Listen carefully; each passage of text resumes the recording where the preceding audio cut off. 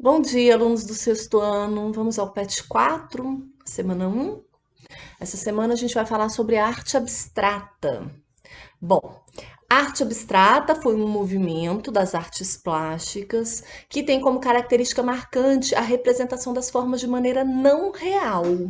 Então, na arte abstrata, a representação das imagens é distanciada da realidade. Nas obras desse período, a forma e a representação da realidade são menos importantes do que a capacidade da obra permitir interpretações diversas em relação a sentimentos e emoções. Então, o que está dizendo aqui? Que para o artista do abstracionismo é mais importante essa interpretação variada, que cada um pode ter uma diferente, sobre sentimentos e emoções, do que o realismo do objeto, o realismo da imagem. O movimento é considerado uma forma de oposição em relação aos movimentos de vanguarda europeia, principalmente ao realismo, que era um movimento anterior. Então, esse movimento do abstracionismo ele vai para se contrapor ao realismo. Tanto na pintura como na escultura. Surgiu na Europa no século XIX através de um artista chamado Kandinsky, Vassily Kandinsky. E ele foi considerado o primeiro artista desse movimento, né? Então depois, aí fala que esse movimento mistura cubismo, que eram movimentos anteriores, cubismo, expressionismo, futurismo, que também ficou conhecido como abstracionismo, arte não representacional, abstração geométrica ou arte não representacional, de novo, falou tudo duas vezes. E aí vem falar sobre as características dessa arte, né? Como o abstracionismo não tem compromisso em representar a realidade, uma das suas características mais marcantes é ser um contraponto ao conceito da arte realista. Então, ele se contrapõe ao realismo. Assim, as obras são mais conceituais e se afastam do que era conhecido como arte clássica.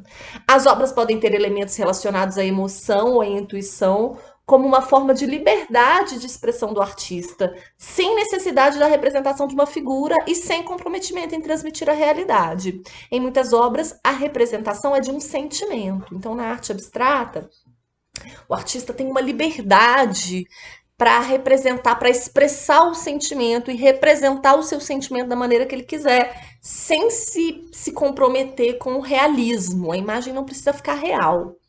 Por ser assim, outra característica da arte abstrata é a liberdade, tanto para o artista quanto para o público, que tem a liberdade de apreciar e interpretar a obra da maneira que quiser, sem compromisso com a realidade.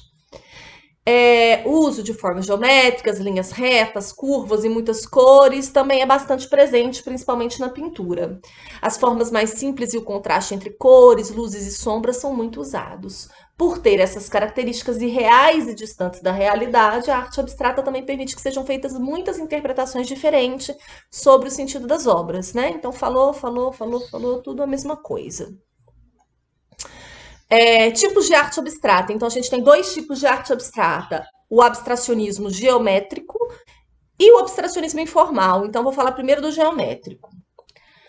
O abstracionismo geométrico teve uma influência grande do movimento cubista e futurista, que foram movimentos anteriores, e usava formas geométricas como uma característica mais racional e dura nas representações. Então, como o próprio nome diz, né, o abstracionismo geométrico se utilizava de formas geométricas. E por utilizar de formas geométricas, ele era mais racional, mais duro, né? E o abstracionismo informal é bem diferente do geométrico, porque tem mais a presença de elementos sentimentais, mais liberdade na forma de expressão artística.